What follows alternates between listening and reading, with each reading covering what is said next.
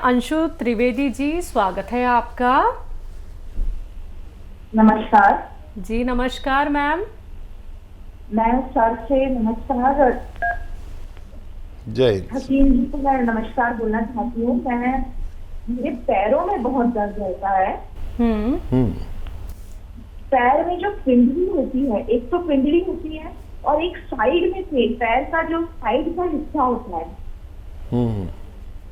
उसमें बहुत दर्द होता है। चलते वक्त तो इतना ज्यादा दर्द होता है कि मैं चल ही नहीं पाती हूँ। वॉकिंग करने के लिए डॉक्टर ने बोला है, वजन ज्यादा है। और जैसे पहले मुझे सिर्फ चलते वक्त होता था, उसके बाद अब मुझे दिन भर घर में भी हो रहा है, खड़े रहने में भी हो रहा है, कुंडली में भी हो रहा है और साइड में बहुत पेन हो रहा है। उसके वजह से जैसे गुट्टे गुट्टे कभी कभी बनते हैं, दर्द हो रहा है, एक एक जगह पे दर्द हो रहा है, इस तरह से दर्द होता है। मुझे डॉक्टर ने बर्फ की सिकाई के लिए भी बोला है और एक्सरे में कुछ नहीं निकला है। मसल स्पाज्म या न्यूरो से रिलेटेड प्रॉब्लम बता रहे हैं। ठीक है, ठीक है। आपकी एज बता दीजिए। मैं 41। अच्छा, देखिए, जो कैफियत आपने बताई है, जो अपना मामला बताया है, उसका मतलब ये होता है कि देखिए, हमारी पिंडली में या पिंडली की साइड में खिंचाव या दर्द हो या सुन हो या जलन हो, पैरों में हो, पिंडलियों में हो, थाइज में हो, चलते में हो या खड़े खड़े हो या लेटने पे हो, किसी को भी एक पैर में हो या दोनों पैरों में हो, तो इसका मतलब होता है कि हमारी कमर में नसें दबी हुई हैं, जो हिप से ऊपर के 5 डिस्क होते हैं, इस तरह के होते हैं। यहाँ पर नसें दब जाती हैं और दर्द होता है हमारी पिंडलियों में, या खिंचाव होता है या जलन होती है या सुन होने लगते हैं। अब हम पिंडली का इलाज कराते रहते हैं, पिंडली पे कुछ मलते रहते हैं, ये इलाज नहीं है। हमें हमारी कमर का इलाज करना होगा, पिंडली अपने आप ठीक होती है। ये मेरा तजर्बा है। इसे साइटिका कहते हैं। साइटिक नर्व के दबने से ये रोग होता है। आपको समझाने के लिए इसलिए कह रहा हूँ कि लाखों लोग सुन रहे हैं और वो समझ नहीं पाते अपना रोग क्या है। डॉक्टर भी एक्सरे यहाँ का कर देता है। एक्सरे नहीं बल्कि एमआरआई होनी चाहिए और कमर की होनी चाहिए। कमर के हिप से ऊपर जो 5 डिस्क हैं उनकी एमआरआई में पता चलता है कि यहाँ रोग है, लेकिन उसमें 4-5 हज़ार रुपये लग जाते हैं। बहरहाल, आप अगर हमारे साथ जुड़े हुए पहले से तो यकीन करेंगे, नहीं तो फिर आप जो चाहे कर सकते हैं। देखिए, आपके लिए 2-3 बातों की पाबंदी है। एक तो वेस्टर्न टॉयलेट यूज़ करें, ऐसा कुर्सी वाला, ठीक है। और ज़मीन में बैठ के कोई काम ना करें, जैसे झाड़ू पोंछा। हो सकता है आप पर जिम्मेदारी हो, झाड़ू पोंछा करना मना है, वज़न उठाना मना है। खड़े होकर काम कर सकते हैं किचन में, जितना भी जिम्मेदारी काम है। आजकल तो स्टैंडिंग में है सब कुछ, तो ये तो आप पर पाबंदी है कि ये काम ना करें। और गौन स्याह एक आता है, काला गौन, काला गौन या गौन स्याह हम कहते हैं, और नकली बहुत मिलता है, असली खरीद लें। ये गौन स्याह आधा ग्राम सुबह, आधा ग्राम शाम खाना शुरू करें। 15-16 रुपए का 1 ग्राम आता है, जो आधा आधा ग्राम सुबह शाम में खाना पड़ता है। तो 15-16 रुपए की खुराक है आपकी रोज़ाना की। तो इससे आपके तमाम जोड़ों और तमाम नसों और डिस्क अच्छी होती है। और गौन से असली लेना ज़रूरी है। और वज़न अगर ज़्यादा है तो आप ज़ीरे का सिरका विनेगर आप लें और 2-2 चम्मच 2-3 बार पिए। और डाइट कंट्रोल करें, जितना खुराक है आपकी उससे आधा कर दें। गर्म पानी खूब पिया करें। अगर ये इलाज आप 3-4 महीने लगातार करते हैं तो आपके रोगों को फ़ायदा होना मुमकिन है। जी हकीम साहब, हमने बहुत सारे लोग ऐसे भी देखे हैं जो अपने दर्द को लेके फिजियोथेरेपी का भी सहारा लेते हैं, तो आप इसको कितना सही मानते हैं? क्या फिजियोथेरेपी भी लेना ट्रीटमेंट ठीक है? देखिए, मैंने पाया कि लोग फिजियोथेरेपी इसकी कराते हैं, लेकिन मैंने अपने तजर्बे में, अपने अनुभव में फिजियोथेरेपी से इस रोग में फ़ायदा होते हुए नहीं देखा। और कुछ लोग मालिश करते हैं, मालिश से कुछ फ़ायदा कभी किसी को नहीं होता। खाने की दवा से कुछ फ़ायदा हो सकता है अगर भगवान पर भरोसा होगा तो। और मालिश और कुछ मलवाने चले जाते हैं पहलवानों के यहाँ और कोई उसमें बुरी तरह झटका मार देता है, ये सब गलत है। कभी बहुत बड़े रोग हो सकता है जो कभी ठीक ही ना हो। किसी भी ऑपरेशन से पहले किसी भी जोड़ के या कमर के ऑपरेशन कर डालते हैं डॉक्टर। ये घुटने में है परेशानी तो उसका ऑपरेशन कर देते हैं, और वो रोग होता है, कहीं तकलीफ़ होती है, कहीं इसकी ये निशानी है। तो किसी भी ऑपरेशन से पहले या आप ये नुस्खा ज़रूर इस्तेमाल करें। गौनसिया आधा ग्राम दिन में 2 बार खाने के बाद इस्तेमाल किया करें, फ़ायदा मुमकिन है। जी, नेक्स्ट कॉलर हैं बरेली से रेखा अवस्थी जी, स्वागत है आपका। क्या आप हमारे 2-3 सवाल है, नोट कर लीजिए मैडम। जी मैम बताइए। का मंगाया था हमने आपकी कंपनी से पिछले महीने में। बॉम पिला कर हस्बैंड के लिए मंगाया था, पैरालिसिस थी और क्या कहते हैं डायबिटीज थी।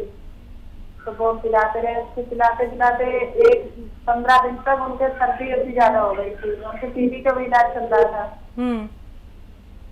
फिर बॉम ने पिलाते रहे, तब भी में भरोसा था, पिलाते रहे। फिर बाद में बहुत ज्यादा सीने में जकड़न हो गई, बुखार भी आया तो उनसे फिर उनका रोक दिया, पिलाना बंद कर दिया। बुखार से दवाई एडमिट भी रहे 2 दिन, बुखार की दवाई दिलवाई और खांसी सिरप पिलाया तो खांसी के लिए तो सही है, लेकिन उनकी हथेली और तलवे बहुत गर्म रहते हैं, इतने गर्म रहते हैं कि सोने से भी लगता है कि हाथ जल रहे हैं, इतनी तेजी से गर्म रहते हैं। और वो जो जैतून का छिड़का है वो हमने आधी बोतल है वो भी रोक दिया है कि हम पिलाएं नहीं पिलाएं, वो करते हमें इसीलिए बात करनी थी कि हम अब इस समय पिला सकते नहीं पिला सकते। तो टीवी के भी इलाज चल रहा है उनका, और क्या डायबिटीज का भी है और पैरालिसिस भी है। हमें बहुत परेशान है उनकी वजह से, हम बहुत खराब कमजोर इतने हैं, बहुत ज्यादा कमजोरी वाली है, इसमें बुखार आया उससे बहुत ज्यादा। ठीक है। अच्छा देखिए, जिन लोगों को सिरका नहीं चले और ख़ास तौर पर टीबी के पेशेंट में ये होता है कि फेफड़े की बीमारी है और फेफड़े इम्प्रेस रहते हैं, तो उनको शायद ये नहीं चल पाएगा। तो जिन लोगों को भी देखिए डायबिटीज़ के लिए और कंट्रोल के लिए ये चाहिए तो वो गौन चिलगोज़ा लें, 1 चुटकी सुबह 1 चुटकी शाम। तो ये उनके सीने में जकड़न भी नहीं करेगा और जितना कफ है उसे बाहर फेंकेगा, और ये बेहतर है, डायबिटीज़ कंट्रोल करता है ये। और अगर फालिज, लकवा और टीबी है तो 1 चुटकी खाने का सोडा और 1 चुटकी नमक जैतून 2 गिलास पानी मिलाकर दिन में 1 बार दे दिया करें। तो इससे चर्बी कम होती है, कोलेस्ट्रॉल कम होता है, ब्लड प्रेशर कंट्रोल होता है और बहुत फ़ायदा मुमकिन है। उनको ये ना दें और ये कोई और शख्स ले ले, आप इन्हें इस तरह से इलाज करें तो फ़ायदा मुमकिन है। जी, औरंगाबाद से हैं शेख यूसुफ जी, स्वागत है आपका। हाँ अकील साहब को हमारा अस्सलाम वालेकुम। वालेकुम अस्सलाम। सर मैंने आपसे जो है तो चुलगोजे का गोंद मंगाया था और तुम्हारे क्या बोलते गोंद मोरिंगा, तो बच्चे गोंद मोरिंगा खाए तो कितने दिन खिलाना आप हमको बोलो अवश्य, और चुलगोजे का गोंद कितने दिन खिलाना है वो भी मालूम करो हमको। और एक सवाल है हमारा कि जो है तो बच्चा दिन भर अगर भूखा रहा तो दिन भर भूखे रहने में उसको मचली होती, सर में दर्द होता, उल्टियाँ होती, नल टाइट हो जाते और इतनी तकलीफ होती कि मतलब 2 दिन 3 दिन बहुत परेशान रहता, एक दिन भर अगर खाना नहीं खाया तो। बच्चे की उम्र बताइए। बच्चे की उम्र है 35 साल। अच्छा, और गोंद मोरिंगा जो खाते हैं उनकी उम्र कितनी है? हाँ वो एक बच्चा है 4 साल का, एक बच्चा है 4 साल का, एक बच्चा है 5 साल का, एक बच्ची है 3 साल की। वो खजूर और अंजीर के साथ में जूस के अंदर दे रहे हैं उनको, भूख नहीं लगती, खाना नहीं रखता बोल के आपने बोले थे। ठीक है जी।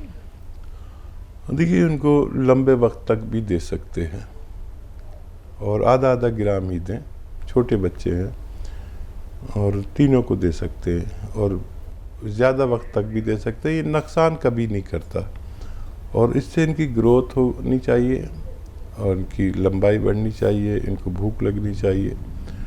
और देखिए, अगर पूरे दिन तो खाना मैं नहीं खाऊंगा तो मुझे भी यही हालत होगी, तो खाना खाना तो ज़रूरी है। और अपने खानों में अदरक, लहसुन, ज़ीरा खूब ज़्यादा कसरत से डाला करें ताकि इनकी भूख खुले, इनकी सेहत अच्छी हो। और तो कोई सवाल नहीं था ना इनका?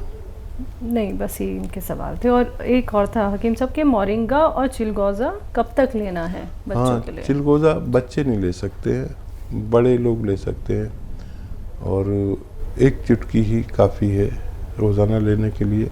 आप जिस मकसद के लिए ले रहे हैं उसमें एक खुराक लें बस, और 5-6 महीने भी इस्तेमाल कर सकते हैं। जी, तो शेख यूसुफ जी, जो गोंद आप इस्तेमाल कर रहे हैं सर, वो सारे के सारे गोंद बहुत तेज़ होते हैं। जितनी भी बातें हकीम साहब ने आपको बताई हैं, उम्मीद करूंगी आपने अच्छे से समझ ली होंगी, जान ली होंगी, क्योंकि आपने छोटे छोटे बच्चों के लिए भी सवाल किया था। तो अच्छे से आप नुस्खों का इस्तेमाल कीजिए सर, और ऐसे ही हमारे साथ जुड़े रहिए। अगले कॉलर हैं हरियाणा से सरोज जी, स्वागत है आपका।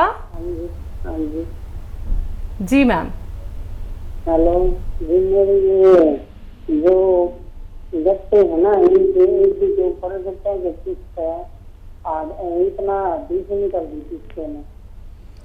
सरोज जी, कुछ समझ नहीं आ रहा। पैन हो है जी, कल करने सकती है, ये गट्टे पूरे सूझ रहे, चल नहीं पाती हैं। आप पैरों की बात कर रही हैं, पैर के गट्टों की? हाँ, पैरों की कर रही है जी। चलने में बहुत दिक्कत हो रही, चला नहीं जा रहा। एक पैर में ज्यादा है, एक में कम है। देखिए सरोज जी, ये रोग तकरीबन हर शख्स को अब होने लगा है, तो क्या इलाज नहीं किया होगा आपने अभी तक, मैं समझ सकता हूँ। और आपकी आवाज़ और अंदाज से लग रहा है कि कितनी तकलीफ़ में हैं आप। देखिए, दुनिया में 2 इलाज हैं। एक तो ये कि आपने इंग्लिश दवा ली, खाया और थोड़ी देर को फ़ायदा हो गया, और एक यूनानी आयुर्वेदिक दवा है जो खाएंगे फ़ायदा देर में होता है, लेकिन रोग से निवारण मुमकिन है। तो ज़रूरत पड़े तो आप एलोपैथिक लेते रहें। गोंद स्या एक यूनानी यानी आयुर्वेदिक गोंद है, एक रॉ मटेरियल, कच्ची दवा है। ये अगर आपको असली मिल जाए, नकली बहुत मिलती है, तो आधा ग्राम सुबह, आधा ग्राम शाम खाना शुरू करें, नाश्ते और खाने के बाद। गोंद स्याह हम कहते हैं, इसे काला गोंद भी कह सकते हैं, लेकिन बेशुमार नकली लोग बेच रहे हैं। असली लेना आपकी जिम्मेदारी है। और ये ऐसा है कि 15-16 रुपए का 1 ग्राम आ जाता है, जो आधा आधा ग्राम पूरे दिन में 2 बार खाना पड़ता है खाने के बाद। असली लेना शर्त है, और ये 100 ग्राम भी असली मिल गया तो आपके रोग के लिए काफ़ी होना चाहिए। असली लेने की कोशिश करें, और याद रखें, अगर ये आप शुरू करें, वैसे भी नहीं भी शुरू करें, तो वेस्टर्न टॉयलेट, एक कुर्सी वाला शौचालय यूज़ करें।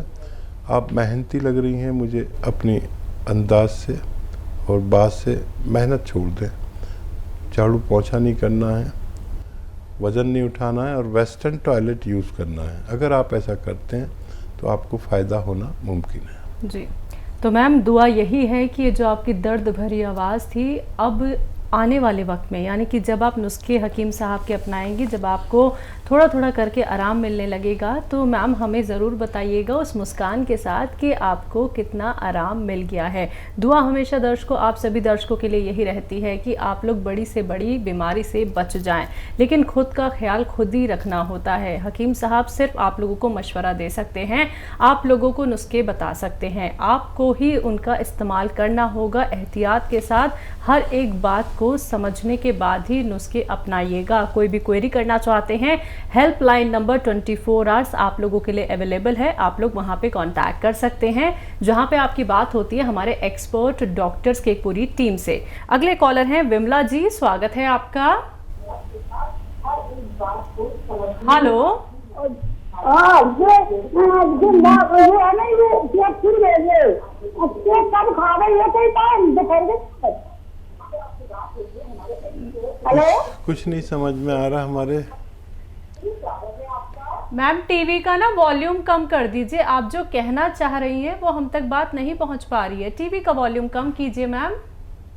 अब वो सही नहीं बात है साहब मैडम जी, खाते से खड़े नहीं हो पाते हैं, टीवी चालू है, अब कोई साथ में है नहीं है कि कोई बंद कर दे, इसलिए हमने तुमको लगाया टीवी को। क्या दिक्कत हमारा है करियर कम नहीं कर रहा बिल्कुल। मैम? नहीं समझ में आया, क्या तकलीफ क्या है? भाई गठिया बाँ एक बताई टेलर डॉक्टर ने कि गठिया बाँ है, गठिया तो जोड़ों में पूरे जोड़ों में दर्द दो। अब करिया को जोड़ में इतना दर्द है करियाते से कि बहुत ज्यादा कमजोरी नहीं उठा पा रहे ऊपर। ठीक है ठीक है ठीक है, हम समझ गए। अच्छा देखो बहन, आप बहुत सीधी लेडी हो, बहुत अच्छी लेडी हो, हमारी बात गौर से सुने। आप लिख नहीं पाएंगी क्योंकि आपके पास कोई ऐसा भी नहीं है जो टेलीविज़न बंद कर दे, आपने बताया। तो हमारी तरफ से आपको फ़ोन आएगा, तो आप पूरी बात उनको बताना, और वो एक जो दवा आपको भेजे वो लेना। गोंद सिया आता है, एक काला गोंद, जिसे काला गोंद भी कहते हैं, गोंद सिया, इसका असली मिलना बहुत ज़रूरी है। मुझे मालूम है कि आप लिख नहीं पाएंगी, समझ नहीं पाएंगी मेरी बात, फिर भी मैं बोल रहा हूँ क्योंकि कुछ लोग ऐसे हैं जो मेरी बात समझ रहे होंगे। तो ये ले लीजिए, और आधा ग्राम सुबह आधा ग्राम शाम, नाश्ते और खाने के बाद खाना शुरू करें। अगर ये असली मिल गया आपको 100 ग्राम भी, तो आपको फ़ायदा होना मुमकिन है। जी,